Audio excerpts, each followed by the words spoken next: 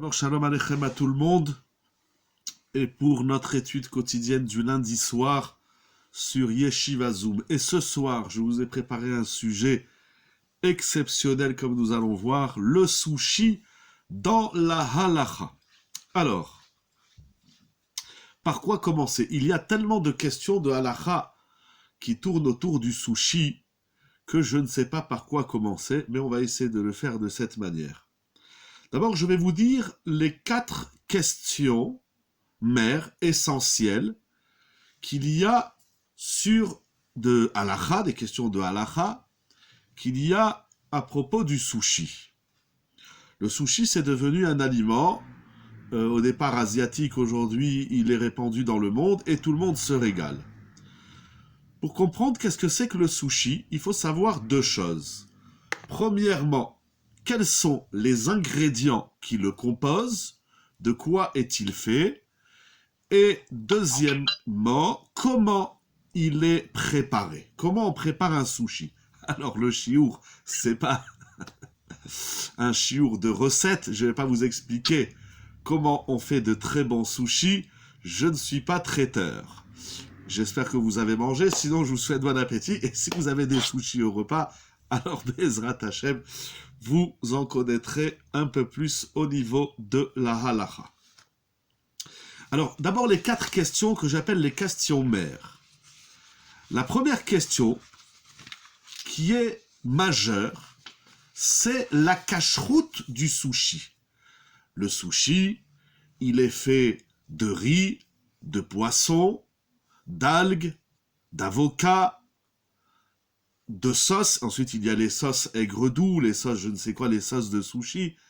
Tout ça, apparemment, ça pose pas de problème en soi. Mais nous allons voir par la suite qu'il y a un grand problème dans le sushi. Donc, premièrement, la cacheroute du sushi. Il y a des gens, malheureusement, qui vont acheter des sushis à l'extérieur. Ils disent, qu'est-ce que c'est? C'est du riz, c'est du poisson, c'est des algues, c'est de l'avocat, c'est du thon. Eh bien, ce n'est pas du tout comme ça. Donc, premièrement, première question, les problèmes de cacheroute liés au sushi. Deuxième question fondamentale du sushi dans la halacha, c'est la bracha qu'on doit faire lorsqu'on mange un sushi. Quelle bracha on fait? Je dis les titres, je reviendrai plus en détail. Troisième question importante liée au sushi, c'est ce qu'on appelle bishul akum. On n'a pas le droit de consommer certains mets préparés, cuisinés, cuits plus exactement, par un non-juif. C'est ce qu'on appelle bishul akum. Y a-t-il des problèmes de bishul akum dans le sushi? Et enfin, la 4e question que nous aborderons, et oui, nous essaierons de faire tout ça en une demi-heure, 40 minutes maximum, même si j'ai en face de moi plus de 10 pages qui traitent de cette question. Donc, a-t-on le droit de préparer un sushi Shabbat, et y a-t-il des questions de Shabbat qui touchent le sushi? Donc, la première question, nous allons revenir maintenant sur la première question. On va le faire dans cet ordre. D'abord, il faut s'assurer que le sushi est kasher. Qu'est-ce que ça veut dire un sushi kasher? Alors, en vérité, il existe de multiples catégories de sushi. Et je vais parler du sushi qui est fait à partir d'algues marines, qu'on appelle dans le commerce, qu'on appelle dans le milieu, les traiteurs rigoleront peut-être, mais en tout cas, ça s'appelle le sushi nori. Il y a des sushis qui sont préparés sans algues. C'est du riz avec du poisson cru ou cuit, du saumon ou du thon ou autre. Celui-ci n'a pas de problème parce qu'il n'y a pas d'algues. Il faut savoir, d'abord, le riz, même si aujourd'hui on peut dire que 99%, peut-être 100% des riz nature sont cachers, il n'y a pas de problème. Il faut faire attention au riz aromatisé ou au riz pré-cuit. Ça, c'est une question générale du riz. Mais il faut s'assurer que le sushi est composé d'un riz kasher. Ça, on peut se référer sur les listes de cacheroute sans problème. en tout cas les grandes marques, il n'y a pas de problème. Encore une fois, il faut s'assurer que c'est un riz qui soit validé, kasher, qu'on peut manger. Deuxièmement, il y a le poisson. Alors le poisson, il y a ou du thon. Alors si c'est du thon en boîte, eh bien il faudra prendre du thon uniquement avec Hercher, ou certains sont méquilim sur le thon sans Hercher, mais le mieux c'est de prendre avec Hercher, parce que dans le thon aussi il y a deux problèmes. D'abord, tous les thons ne sont pas cachers, et deuxièmement, le thon est bien souvent cuit, parce que du thon cru en boîte, ça se mange pas, sauf dans les sushis, en tout cas même le thon cuit. C'est pour ça que sur certaines boîtes de thon kasher, c'est écrit Bichoul Israël, c'est-à-dire que c'est cuit par un juif, sinon on va revenir dans la question de Bichoul Akoum.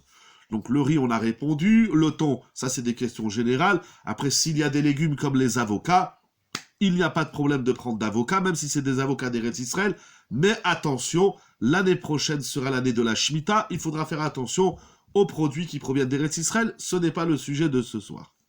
Et enfin, donc ça peut être aussi du saumon cru ou fumé. Le saumon en lui-même n'a pas de problème, c'est un poisson cachère.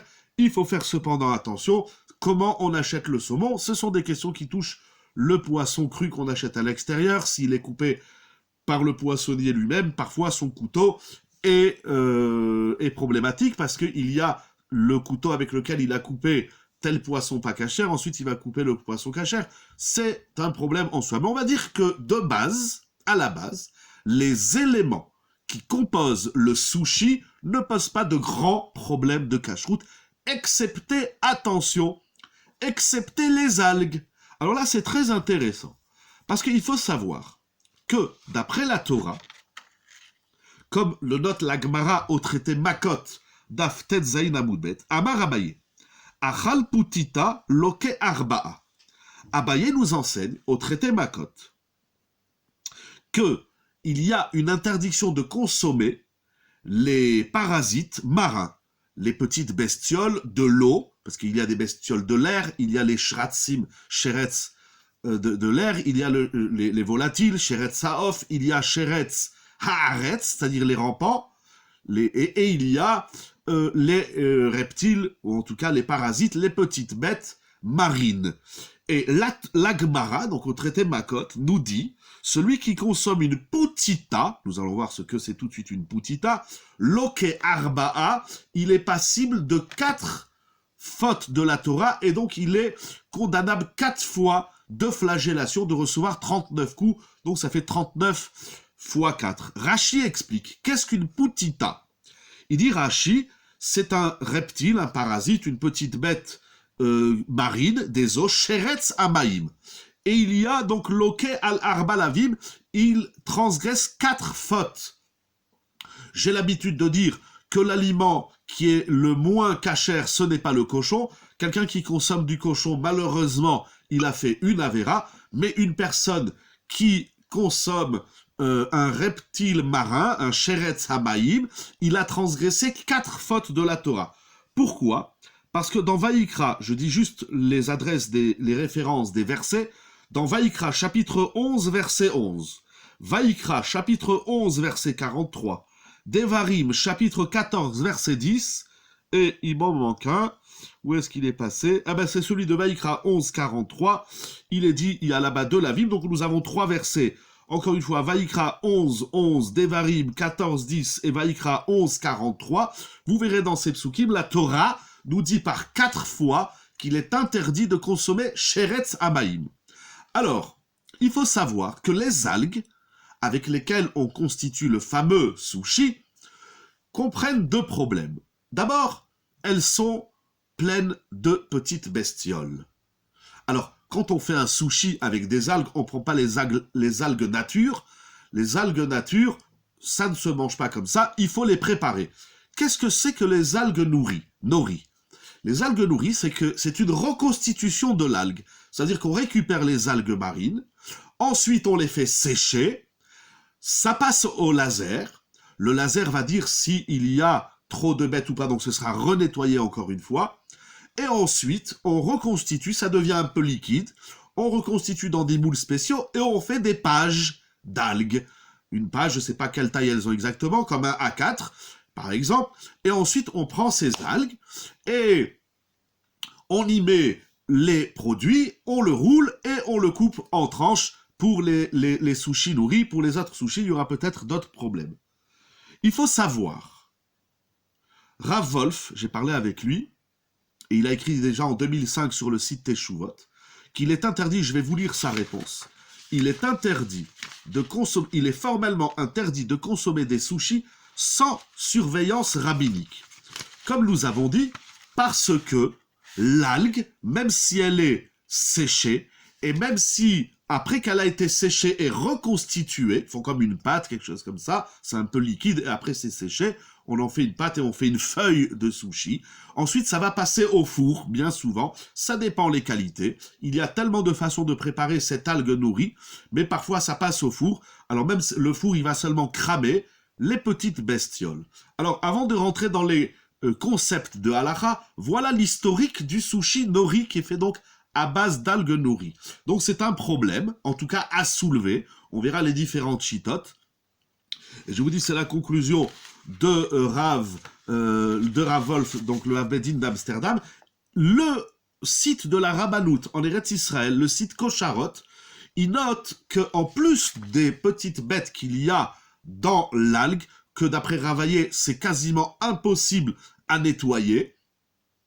Alors comment on fait avec ces algues? Le site de la Rabbanout dit qu'en plus de ça, il y a un autre problème, je vais vous le lire, parce qu'ils disent là-bas, le Rav Moshe Katz, c'était en 5765, il dit que la feuille d'algue elle-même, parfois, elle est enduite avec de la graisse animale, voire même de la graisse de porc. À vérifier, parce que ça c'est une réponse qui a été écrite en 5765, on est en 5780, donc ça fait 16 ans, ça peut être évolué, ça peut être changé. En tout cas, il faut vérifier la fabrication de la feuille d'algue nori avec laquelle on va préparer son sushi.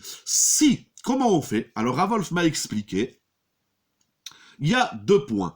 Premièrement, on prend la feuille d'algue et on la met à la lumière comme si on vérifiait des salades. Et là, on va voir s'il y a des traces de crustacés. Parfois, ils sont même encore entiers. Il faut faire attention. Si effectivement, lorsqu'on met la feuille d'algue à la lumière, on voit, et encore faut-il savoir c'est quoi un crustacé et quelle forme il a, mais c'est le problème de l'algue nourrie. Par contre, ce qui est intéressant, c'est qu'il existe des algues avec Hercher, c'est-à-dire qu'il y a des marques d'algues nourries sur lesquelles il y a un tampon, un label de cache-route. Là, Ravolf dit qu'on aura le droit de prendre ces mêmes algues sans Hercher si ça vient de la même production, si ça vient, ça veut dire que si on a une marque, je ne sais pas comment elle s'appelle, ça je ne suis pas rentré trop dans le détail, mais je suis là pour réveiller les problèmes, pour dire que le sushi, ça se mange pas comme ça en l'air, il faut savoir qu'il y a des problèmes de halakha. En tout cas, si vous avez une marque de sushi avec label, vous pouvez prendre la belle marque sans label, c'est que l'usine a été vérifiée. Sinon, des algues nourries, j'ai vu sur Amazon, j'ai vu sur Internet, vous pouvez en trouver de partout. Si tant est que vous les achetez, il faudra, pour préparer vous-même, il y en a qui ont le kiff de se préparer leur propre sushi, alors là, il faudra regarder l'algue à la lumière. Alors, effectivement, il y a, comme dans tous les sujets de halakha, il y a différentes chitotes. Selon Rav Vaillé, il est impossible de manger un sushi. Comme ça, c'est rapporté ici. Comme ça, il a dit au Rabbanim de Ilcheta, c'est impossible de vérifier le sushi bichlal, la feuille de nourrice, c'est complètement impossible de la vérifier. Et donc, lui, il préconise de ne plus manger de sushi. Détendez-vous pour les amateurs ou les professionnels du sushi. Nous allons voir que beaucoup de Rabbanim permettent. En tout cas, il dit yesh shelim naim me'achilat sushi. Il y en a qui s'abstiennent de manger le sushi à cause du problème des crustacés, écrasés dans la feuille d'algue. Si le crustacé ou la petite bestiole, elle est complètement désintégrée, il n'y a plus de problème. Mais si on voit une forme entière d'un petit crustacé de l'algue, là, ça posera problème. Pour les autres produits, bien sûr, si ce sont les sauces ou encore une fois le thon ou le riz, tout ça, il faudra s'avérer qu'il n'y a pas de problème de cache-route, sans quoi on risque de transgresser 4 interdits de la Torah. Donc, pour simplifier cette première question, comme nous avons dit, le sushi est composé de plusieurs éléments, notamment de l'algue. Il y a différentes algues et différents types d'algues, et dans les algues, il peut y avoir, en tout cas, il faut vérifier, on ne mange pas un sushi comme ça les yeux fermés, il faut vérifier sa cache-route. Comme nous avons dit, il y a 4 interdits de consommer sheretz hamaim. Alors, il y a certains poskim qui ont dit que c'est très rare, ce qu'on appelle miout amatsui. D'autres disent que c'est même pas un miout, c'est, ça veut dire, si vous voulez, la fréquence de petites bêtes qu'on peut trouver dans les algues est tellement rare, surtout après les nettoyages et le laser dont c'est passé dans les usines, il est très peu probable qu'on trouve des bêtes. Mais en tout cas, moi, les rabbinim à qui j'ai demandé, notamment Ravolf, qui est un spécialiste aussi notamment dans la cache-route, lui dit on ne mange pas un sushi sans vérifier la cache-route de l'algue. Si je retrouve exactement les mots que j'ai notés, voilà, donc il dit qu'il faut vérifier à la lumière, même problème dans toutes les marques, très bien, c'est-à-dire on peut prendre n'importe quelle marque, lui dit au final on peut prendre toutes les marques, mais il faudra vérifier l'absence de petites bêtes. Bon, il y a d'autres... Alors, il y a certains poskim qui ont dit que ce n'est pas du tout un problème, comme j'ai dit tout à l'heure, parce que l'algue, après qu'elle a été séchée, elle passe au four. Mais ça dépend, je vous dis, il y a tellement... Je soulève les problèmes. Après, il faudra voir exactement dans quelle catégorie, dans quel type d'algue nous sommes. On ne mange pas parce qu'il peut y en avoir ou parce qu'on les voit. On ne mange pas parce qu'il peut y en avoir ou parce qu'on les voit. Les deux. Ça veut dire, si vous avez un fruit, un légume, dans lesquels il y a des petites bêtes, ce n'est pas parce que vous ne les voyez pas, soit parce que vous fermez les yeux, soit parce qu'elles sont petites et elles sont coincées derrière les replis de la feuille, que ça devient permis. C'est complètement interdit de manger. Le seul éther, il y a sur ça des grands textes dans Rav Ovadia Yosef, dans Yechavedat, Mincha Asher de Rav Asher Weiss, Veod, il y a sur ça des grands diunim, les petites bêtes microscopiques, c'est-à-dire qu'on ne voit qu'au microscope. Alors ça, effectivement, il y a eu beaucoup dans l'histoire des poskim qui ont permis, mais ce n'est pas le cas. Ici, ce sont des petites bêtes qu'on peut voir. On ne voit pas parce qu'on ne les cherche pas. L'interdiction de consommer une petite bête, c'est qu'on la voit ou qu'on ne la voit pas. Que vous fermez les yeux, que vous éteignez la lumière, ou que la petite bête, elle est coincée derrière, ou elle est écrasée maintenant, elle est dans la feuille de sushi, de nourri, ça change rien, ça reste interdit. Cependant, il y a certains poskim qui ont dit qu'étant donné, mais brûler au four ne donne-t-elle pas du goût à la feuille? Non, c'est tellement petit que ça donne pas du goût. Au contraire, le fait que ça soit séché au four, ça va sécher la bête. Et donc, il y en a qui pensent que si ça passe une clia batanour, c'est-à-dire que si ça a été cramé au four, ce n'est plus, c'est ce qu'on appelle un issour sarouf, c'est-à-dire un aliment interdit qui a été complètement brûlé et carbonisé. Sur ça, il y en a beaucoup qui permettent. Donc, pour cette première question, la tendance des poskim, il y a aussi dans Rav Wosner, pardon, j'ai pas eu le temps de voir toutes les questions qui s'affichent. En tout cas, c'est le premier problème de halakha qu'il y a à soulever. Il faut s'assurer, encore une fois, comme me l'a répété Rav Wolf, on ne mange pas, et dans le persil, dans la tige, on ne peut pas les voir, mais il faut bien nettoyer. On ne mange pas du persil s'il n'a pas été nettoyé comme il se doit, c'est-à-dire avec de l'eau, avec du savon, avec un jet d'eau et une vérification à la lumière. On prend la tige de persil, on la met face au néon ou face à l'ampoule et on regarde bien les petites bêtes. Il faut vérifier tous les légumes frais, toutes les feuilles, comme vous dites par exemple le persil ou autre, les feuilles de menthe, il faut les vérifier. Et il y en a beaucoup qui savent que quand elles sont fraîches, elles sont meilleures, c'est vrai, elles ont meilleur goût. On voit la grandeur d'Akadosh Baruch Hu, mais il faut vérifier les tolaïm dans toutes les feuilles, dans toutes les épices fraîches, et je vous dis, il y en a beaucoup. Il y a des lieux, des périodes, des saisons où il y en a moins, où il y en a plus. C'est une autre question des tolaïm, mais vous prenez une feuille de persil, c'est très bon dans le poisson ou dans les salades fraîches, ne l'utilisez pas sans le vérifier, sinon, hasve khalila, on aura transgressé de nombreux interdits de la Torah. Nous allons passer tout de suite à la deuxième question, deuxième épisode du sushi. J'ai dit, il y a 4 épisodes. Deuxième épisode, alors c'est extraordinaire, la question de la bracha, et c'est vraiment magique, parce que la semaine dernière, j'ai un ami J'ai pas vu tous les noms de ceux qui sont là ce soir, à qui je souhaite bien évidemment bienvenue et bracha ve'atzlacha, mais la semaine dernière, j'ai un ami qui m'a posé la question, il faisait un chiour sur le sushi, et il m'a posé la question, quel bracha on fait sur le sushi? Et je lui dis, c'est incroyable, alors si tu viens lundi soir, tu écouteras le chiour, c'est incroyable, vous allez voir pourquoi. Le sushi est composé, comme nous avons dit, de riz, de poisson, d'avocat et de feuilles d'algues. Alors, les feuilles d'algues, beaucoup de poskim me disent qu'on ne fait pas de bracha parce que ça n'a pas de goût. Mais le riz, quel bracha on fait sur le riz? On l'avait vu et tout le monde le sait aujourd'hui, en tout cas le minhag haolam, sur le riz, on fait boré miné mezonot. Quel bracha on fait sur le poisson? Chez Akol, niya bidvaro. Quel bracha on fait sur l'avocat s'il y a de l'avocat? Boré peri haetz. Attention, de nombreuses personnes pensent que l'avocat, on dit boré peri ha'adama, c'est une erreur fondamentale dans Ilchot Berachot, parce que l'avocat, ça pousse sur un arbre et non sur le sol. Donc là, j'ai un aliment qui s'appelle le sushi, qui est composé d'au moins 3 brachot, voire 4. Certains disent que les feuilles d'algues, il faut faire une bracha. Alors attention, sur les feuilles d'algues, on ne dira pas boré peri ha'adama, parce que les feuilles d'algues, ça pousse dans l'eau, donc c'est éventuellement chez Akol Niya Bidvaro. Donc j'ai un aliment qui est composé ici de 4 aliments, du boré miné mezonot pour le riz, du boré periaetz pour l'avocat, du chez Akol pour les algues, et pour le poisson aussi. Et donc, il peut y avoir 3 ou 4 brachot. Ah oui, il y a aussi certains sushis qu'on va préparer après avoir préparé le sushi. Il y en a qui le mangent froid, il y en a qui le mangent chaud. On reviendra d'ailleurs sur cette chez-là. Et il y a certains sushis qu'on appelle crunch, parce qu'on les passe dans une espèce de je sais plus comment on appelle ça, de poudre, en tout cas pour que ça soit un petit peu croquant. Alors, ça peut être mésonote. Alors, quel bracha on fait? De toutes les façons, il y a le riz. Après, encore une fois, sur la question, c'est la même, quelles que soient les composantes du sushi. Alors là, c'est extraordinaire. C'est extraordinaire, pourquoi? Parce que ça soulève la question de, premièrement, Rov, et deuxièmement, Ikar et Tafel. Nous avons dans Ilchot Brachot, on a plein de plats, de mets, d'aliments, qui sont composés d'une multitude d'ingrédients.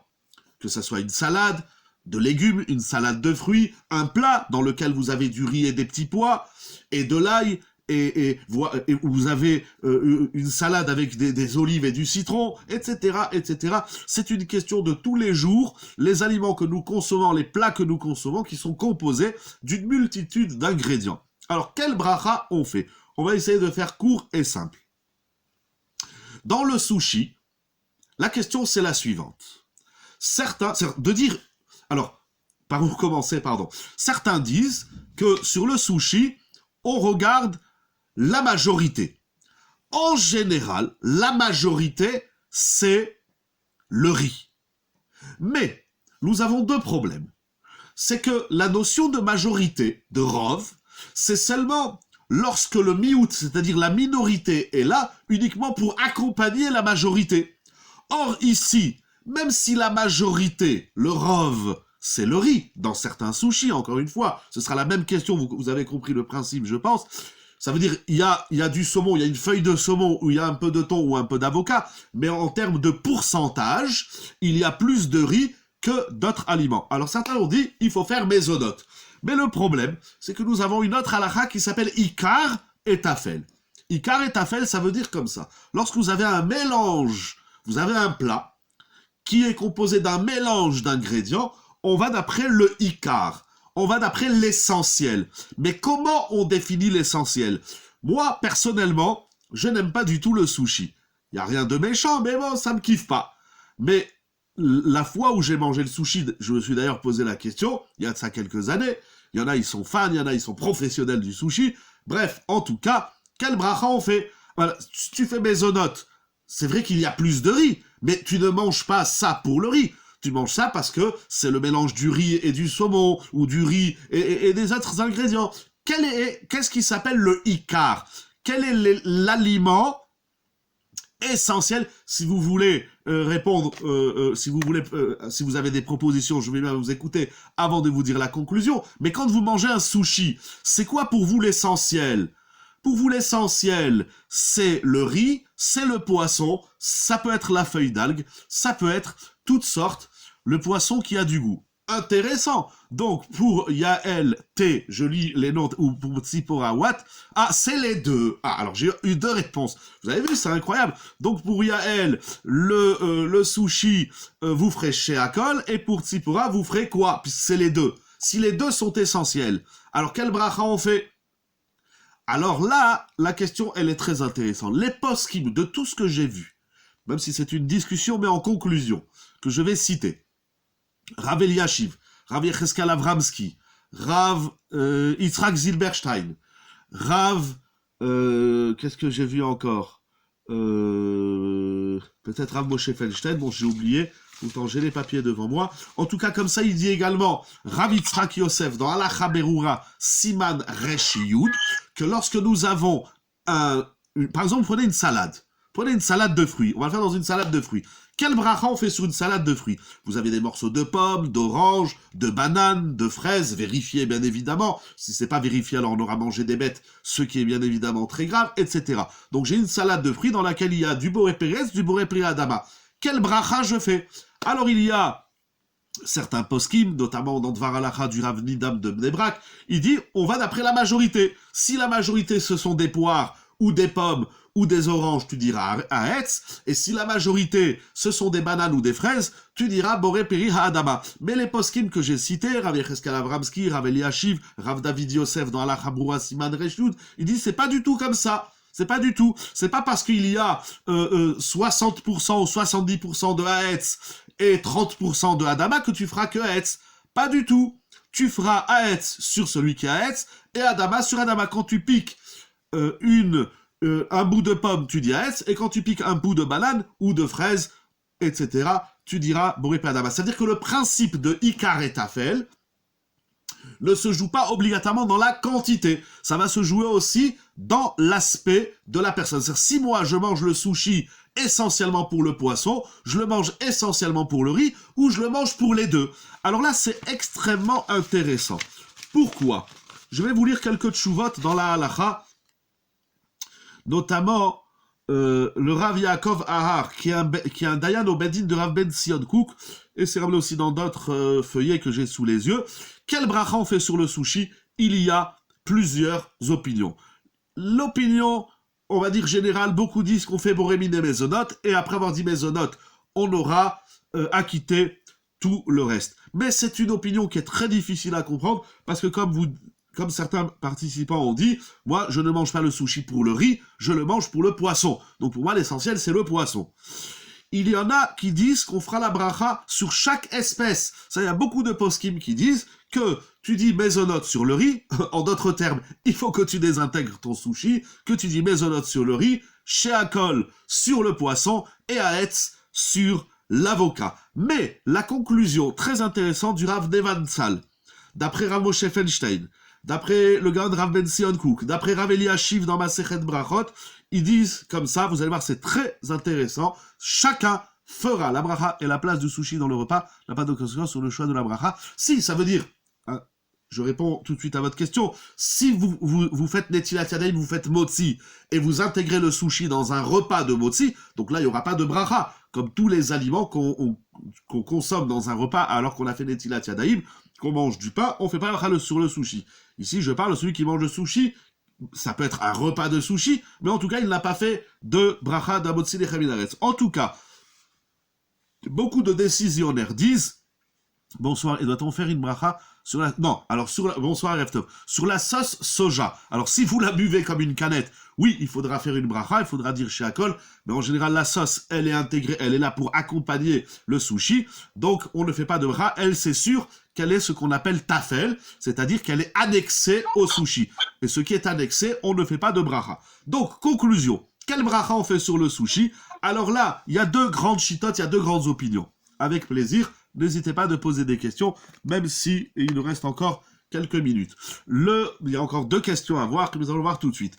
Il y a deux opinions. Il y a ceux qui disent qu'il faut faire une bracha sur chaque aliment. C'est parce qu'ici, les aliments, ils sont juste réunis tous ensemble. Lorsque, par exemple, vous cuisinez un rôti, et dans le rôti, vous mettez de l'ail. Bon, le rôti, c'est sheakol. Mais si vous allez mettre, je sais pas moi, du citron, ben vous allez pas faire une bracha sur le citron, parce que le citron, il est là pour donner du goût au rôti. Ce que je veux dire, c'est que les aliments, c'est écrit dans les poskim, les aliments qui sont cuisinés ensemble, donc il y en a un qui donne du goût à l'autre, etc. Là, on regarde le Icar, l'essentiel, on regarde le Rov, la majorité. Mais là, chacun est cuit séparément, ou cru pour le poisson, et ensuite, juste, on les met ensemble. Par exemple, vous prenez plusieurs aliments, vous mettez de la pomme, vous mettez de la banane, vous faites des couches d'aliments, et vous mangez. Mais il n'y a pas une bracha plus que l'autre, chaque aliment nécessite sa bracha. Donc de certains qui disent qu'il faudra faire la bracha adéquate à chaque partie du sushi, et il n'y a pas une bracha globale pour le sushi. Je ne peux pas dire mésonote ou sheakol, alors je dirais mésonote. On peut prendre d'autres aliments, prendre un morceau de biscotte ou un morceau de pain sucré ou autre pour dire mésonote pour le riz, ou même du riz, on les met tous à côté, voilà. Donc première shita, première opinion, c'est de dire la bénédiction sur chaque aliment qui compose le sushi. Mais de nombreux décisionnaires, donc comme j'ai dit, Rav Neman Tzal, le Ravar d'Ayad Rav Elzion Kook, d'après Rav Elzion Kook, d'après Rav Eliashib, d'après Rav Moshe Feinstein, eux, ils disent, on regarde une pizza aux légumes et au fromage, on fait 3... Non, attendez, d'abord regardez, je vais dire la conclusion du sushi et je reviens à la pizza. Pour le sushi, ça dépend. Donc par exemple là, j'ai eu deux propositions. Yael a dit, moi je le mange pour le poisson, si je me trompe pas, et Tzipora a dit, moi je le mange pour les deux. Donc Tzipora, elle fera 2 brachot. Vous, Madame Tzipora, vous allez dire Boré Mine Mezonot sur le riz et sheakol sur le poisson, mais Yael elle dira seulement sheakol. Parce que elle, quand elle mange le sushi, elle le mange essentiellement pour le poisson. Donc c'est incroyable, cette halakha extraordinaire. La bracha du sushi va dépendre de chacun. Si toi tu préfères le riz, tu diras mezonot. Si tu le manges pour les deux, tu feras une bracha sur les deux, etc. Attention, comprenons bien. Une pizza qui a été cuite avec du fromage, des olives, je sais pas moi, des aubergines, un œuf. Non, là on fera la bracha uniquement sur la pizza. Et attention, parce que de nombreuses pizzas ne sont pas mésonotes. De nombreuses pizzas sont hamotzi lechem minaret. C'est seulement, on ne fait mésonote sur une pizza seulement si la pâte est sucrée. C'est-à-dire si, lorsqu'on goûte la pâte, on la sent sucrée. En tout cas, chez nous, ici à Nice, moi, j'ai pas vu des pâtes sucrées. Je parle pour les Sfaradim. Pour les Ashkenazim, à partir du moment où dans la pâte, il y a un rajout de sucre, de jus d'orange ou de lait qui peuvent... C'est-à-dire qu'on a modifié les ingrédients, c'est mésonote. Mais pour les Sfaradim, c'est comme ça pour tous les décisionnaires Sfaradim, une pâte qui est sucrée au goût, c'est-à-dire je prends un morceau de pâte cuit, je goûte. Si je goûte que c'est sucré, c'est mésonote. Si je goûte, c'est pas sucré, c'est hamotzi lechem minaret. Donc de toutes les façons, sur votre pizza, par exemple, si à la maison, vous faites une pâte à brioche et vous récupérez une partie de la pâte pour faire une pizza, ça sera mésonote. Alors là, il y aura votre question à laquelle je vais répondre tout de suite. Mais si vous prenez une pâte mozzi et dessus vous mettez de la sauce tomate, vous lui faites une tour Eiffel d'ingrédients, c'est mozzi, et donc le mozzi, il a tout à quitter. Lorsque la pâte est mésonote, on ne dira pas la bracha. Par exemple, vous faites une pizza, dessus vous mettez des olives, vous n'allez pas dire Boré Pérez, vous allez mettre un œuf, vous n'allez pas dire sheakol. Pourquoi? Parce que le tout a été cuisiné ensemble. Mais ici, le riz, le poisson, souvent bien cru dans le sushi, et l'avocat ou les feuilles d'algues n'ont pas été cuisinés ensemble. Ce sont juste des aliments qu'on a réunis. Et des aliments qu'on a réunis, donc le couscous, viande et légumes, on fait exactement, voilà, le couscous, viande. Alors ça dépend. Ça dépend parce que ça dépend combien de légumes vous mettez, combien, mais un bon couscous, je ne sais pas si vous l'appelez constantinois, marocain ou tunisien, je ne sais pas, appelez-le comme vous voulez, mais un bon couscous où il y a plein de grains, il y a plein de légumes, et il y a plein de viande ou de poulet, ou de poisson, ça c'est le couscous poisson, on dira la bracha, bien évidemment, sur chacun des aliments, puisque la viande et les légumes, ils sont cuits ensemble, mais malgré tout, il y a une quantité importante des deux ingrédients, et il n'y en a pas un qui est plus important que l'autre, et je veux manger les deux, donc je dis mésonote sur le couscous, je dis boré péria adama sur les légumes. Et si on met du chou dans le couscous, il faut faire attention de bien le vérifier, ou d'autres épices. Et ensuite, je dirais chez Akol sur la viande ou sur le poulet ou sur le poisson. Donc ça, c'est pour ce qui est de la bracha du sushi. Donc nous avons vu deux chitotes. Certains qui disent qu'on dit boré des mésonotes. Certains qui disent qu'on fera la bracha séparément. Parce que je vous dirais que le plus important, c'est la semoule. C'est pas le plus important. C'est pour ça que je vous dis, si il y a parfois, on fait un couscous et on met juste un petit peu de jus. Il y a une ou deux petites carottes qui se baladent, qui se sont perdues dans la louche. Donc là, c'est pas le Icar la carotte. Mais quand vous mettez une louche de semoule et une louche de légumes, il n'y a pas un qui est plus important que l'autre et ils n'ont pas été cuisinés ensemble. Il n'y a pas de raison dans la halakha. C'est des débats, mais voilà, je vous dis les conclusions de ce que j'ai lu, appris et demandé conseil auprès des rabbanim. Rabotai, il nous reste deux questions à voir à propos du sushi. La troisième question, troisième épisode. Le bichoul akoum dans le sushi. Alors là, il faut faire très attention. Pourquoi? Bichoul akoum, en simple, comme c'est ramené dans la Gemara Masechet Avodah Zarah Daf Lamed He, à Moudbet, dans le Rambam Ilchot Malachalot Asurot Perikut Zayin Alachatet, le Shulchan Aour dans Yoredeh Asiman Kuf Yud Gimel. En simple, les Chachamim, et c'est stipulé dans la halakha, on n'a pas le droit de consommer, des aliments cuisinés par des non-juifs. Il y a pour cela deux raisons dans les décisionnaires. Première raison, que c'est écrit dans Rashi, dans le Rambam, dans Maïmonide, c'est pour pas créer trop de familiarité, trop de proximité avec les goïms. Malheureusement, ça peut nous conduire à des mariages interdits, ce qu'on appelle en français des mariages mixtes. La deuxième raison, c'est que le goy, lui, il connaît pas les halachot du juif, donc il va vous mettre des épices, ou il va vous mettre toutes sortes de choses. Même si je lui donne la viande, je lui dis attention, tu mets que de la viande cachère, il va à l'épicerie, à la boucherie cachère, mais qui sait qu'est-ce qu'il va mettre dedans? Il y a un risque, le non-juif, par mégarde, par méconnaissance, c'est pas sa religion, donc lui, il sait pas qu'est-ce qui est cachère ou pas cachère, et il risque d'intégrer dans le menu des ingrédients qui ne sont pas cachères. En tout cas, on n'a pas le droit de consommer certains aliments cuisinés par un non-juif. Alors, cette halakha de Bishul Akoum, Ovet Kochavim ou Mazalot, ne concerne seulement, premièrement, les aliments qui ne se mangent pas crus. Donc, par exemple, un poulet, ça se mange pas cru. Donc, si le gars, il a pris le poulet et il l'a mis dans le four, tu peux plus manger le poulet. Ça s'appelle Bishul Akoum. Deuxièmement, ça ne concerne que les aliments qui montent sur les tables officielles, ministérielles, royales, littéralement, tel que c'est écrit dans la Gemara et dans les poskim, Olé al Shulchan Melachim. Donc, par exemple, si vous avez des carottes, ça se mange cru. Donc, si un goy a fait cuire des carottes, vous pouvez les manger, ce n'est pas interdit. Mais si vous faites cuire des pommes de terre, parce que, en tout cas, dans notre pays, ici en France, à Nice, en tout cas, on mange pas les patates crues. Donc, si un gars, il vous fait des frites, c'est un problème de Bishul Akoum. On ne peut pas manger un aliment qui ne se mange pas cru s'il a été cuisiné par un non-juif. Mais par contre, les frites, peut-être que c'est moutard. Pourquoi? Parce que les frites, ça ne monte pas sur les tables ministérielles. Monsieur le Président de la République, ou bien dans un mariage, on ne sert pas des frites. Donc, il n'y a pas de problème, on peut manger des frites qui ont été cuites par un non-juif. Mais si vous faites des belles pommes de terre sautées, ou des pommes de terre, des beignets de pommes de terre, j'ai oublié comment on appelle tout ça, je suis pas expert en la matière, pour les titres en tout cas, alors c'est un problème, on peut pas consommer. Donc vous avez compris, Bishul Akoum, ça concerne des aliments qui ne se mangent pas crus, et ça concerne des aliments qui montent sur les tables des gens importants, par exemple dans une khatouna, ou bien ministérielle, ou autre. Alors dans le sushi, qu'est-ce qui se passe? Alors avec le poisson, on n'a pas de problème, parce que de toutes les façons, il est cru. Quand il est cru, s'il est cuit, alors il faudra faire attention à la cuisson du poisson.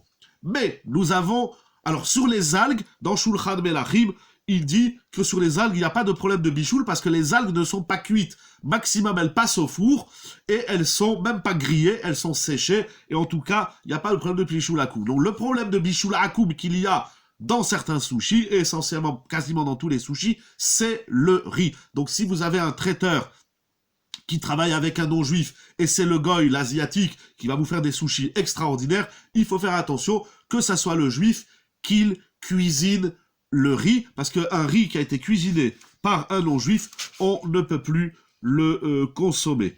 Et enfin, pour la dernière question, c'est le sushi. En plus, il y a du vinaigre dans le riz à sushi. Ah, alors très bien, voilà, merci de le dire. J'ai pas dit donc toutes les questions de halakha qu'il puisse y avoir. voilà, parfois, il peut y avoir effectivement du vinaigre. S'il y a du vinaigre, encore une fois, je ne suis pas expert, je me suis beaucoup documenté entre les sfarim, j'ai même regardé des vidéos sur YouTube pour voir comment est-ce qu'on prépare un sushi, donc j'ai pas tout vu. Je vous ai dit, c'est ça que dit la rabbanoute, elle dit attention, en Eretz Israël, les grandes cacherouillottes, les badats et autres, ils produisent des sushis cachers, bien évidemment, pour éviter tous les problèmes. Ouh là là, il est tard, il nous reste 2-3 questions concernant Shabbat. Donc en tout cas, s'il y a aussi un problème de vinaigre, bien évidemment, on n'utilisera que du vinaigre cacher. Très bien. Concernant le sushi et Shabbat. Alors le sushi et Shabbat, il faut savoir, c'est-à-dire si vous voulez préparer un sushi Shabbat. Alors la préparation elle-même, elle est liée à 3 problèmes. Memareach, makebe patish et bonnet. En simple, Shabbat, on n'a pas le droit de construire. Cependant, en tout cas, Avodia Yosef, Alav Shalom et d'autres poskim, il dit il n'y a pas l'interdiction de construire. Parce que qu'est-ce que vous allez faire?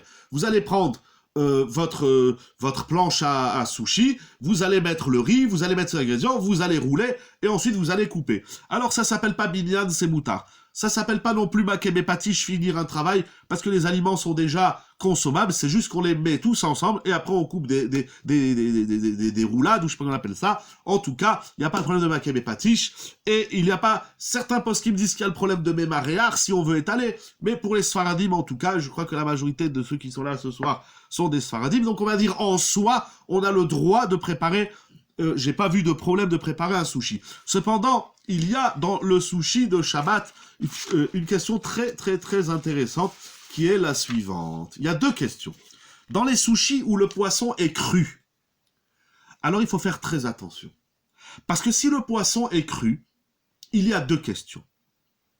Premièrement, la Gemara dit que du poisson cru, c'est mouktsé. Ça veut dire, Shabbat, on n'a pas le droit de déplacer certains objets. On ne peut pas déplacer un stylo, on ne peut pas déplacer un ordinateur, on ne peut pas déplacer un téléphone, etc. C'est mouktsé. Et la Gemara dit que tout aliment qui ne se consomme pas cru, tout aliment qui ne se consomme pas cru, il est mouktsé. Une pomme de terre, c'est mouktsé, parce que vous n'allez pas la manger.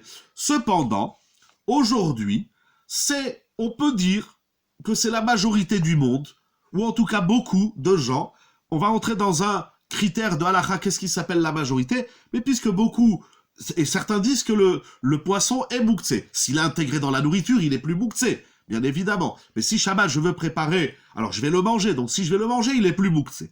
Très bien, il n'y a pas le problème de mouktsé. Cependant, il faut faire très attention, c'est écrit dans le Sefer Vayizbach Elkana, il dit quelque chose de très intéressant auquel il faut faire très très attention. C'est qu'un sushi qui est composé de poissons crus, on n'aura pas le droit de le réchauffer Shabbat sur la plata. Parce que sur la plata ou sur d'autres éléments, entre réchaud pour réchauffer les plats, quand on a le droit de réchauffer Shabbat, mais un sushi qui est fait avec du poisson cru, on n'a pas le droit de le réchauffer sur la plata de Shabbat. Parce que si je le réchauffe sur la plata de Shabbat, je vais enfreindre le problème de bichoul, c'est-à-dire l'interdiction de cuisiner. Alors quand j'ai lu ça, je me suis dit, mais moi le sushi, ça se mange froid. Eh ben non, j'ai découvert qu'un sushi chaud, il faut essayer de le dire, sushi chaud, bref, un sushi chaud, c'est très bon. En tout cas, dans la cuisine asiatique, et aujourd'hui européenne et mondiale, un sushi chaud, c'est très bon. Donc si votre sushi est fait à partir de thon émietté, de boîtes de thon, donc là vous aurez le droit de le réchauffer parce que le thon a déjà été cuit, mais le thon qui est composé de poissons non cuits, on n'aura pas le droit de le réchauffer sur la plata Shabbat. Je vous souhaite une très bonne soirée.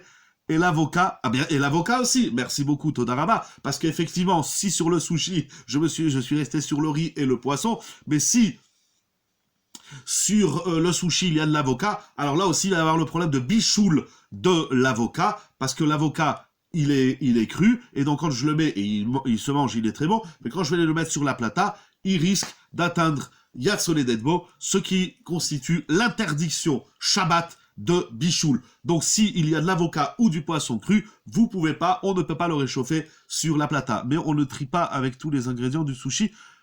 Je vois pas où est-ce qu'il y a le problème de borer, parce que on met du riz, on met qu'on roule avec les feuilles d'algues, et une fois qu'on a roulé, on le coupe en tranches comme un roulet, et dessus ou dedans, on va mettre le thon ou autre. Il n'y a pas de problème ici, on crée un mélange. On va pas trier. L'intention de trier, c'est lorsque j'ai un mélange et je vais désintégrer le tri. Mais là, je mélange. J'ai le droit, Shabbat, de faire une salade dans laquelle je vais mettre du riz, du thon, du maïs, des tomates, des olives, ou ce que vous voulez, adilodéa. On a le droit de créer un mélange. On n'a pas le droit de désintégrer un mélange. Dans le sushi, je vois pas le problème de trier. Voilà l'étude de ce soir que je voulais vous proposer et faire avec vous de façon très succincte.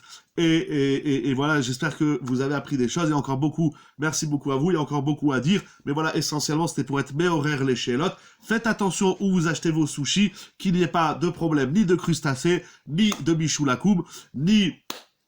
Et la bracha, maintenant vous savez quelle bracha il faut faire. Ça dépend de qu'est-ce qui est pour vous l'essentiel. Vous ferez la bracha de ce qui est pour vous l'essentiel. Et si pour vous tout est essentiel, eh ben, il faudra faire plusieurs brachot. C'est ce que nous avons conclu. Attendez que je sorte pas avec des conclusions pas justes. Qu'est-ce qu'on a dit? Voilà, donc chacun il regardera pour lui c'est quoi l'essentiel du sushi. Voilà, je vous souhaite une très bonne soirée, un très grand merci Todaraba à tous les administrateurs, administratives, à tous les ambassadeurs de Yeshiva Zoom. C'est très intéressant, même si je n'ai pas... pardon, j'ai pas eu le temps de tout lire. Voilà, il y a des notions que j'essaie de diluer pour être le plus simple possible. Merci beaucoup à tous les ambassadeurs de la Yeshiva Torah Traim, Sej Nice, que vous pouvez nous retrouver sur YouTube ou sur sejjeune.com ou sejnice.com. Je vous souhaite bravat slacha. Merci encore une fois à tous les organisateurs et organisatrices, ambassadeurs et ambassadrices Todaraba. Que Dieu vous bénisse Todaraba. Merci à vous d'avoir participé à ce chiour. Et je vous souhaite bon appétit, bonne soirée et à la prochaine Be'ezrat Hashem pour un nouvel épisode. Voilà, si je veux bien rester encore une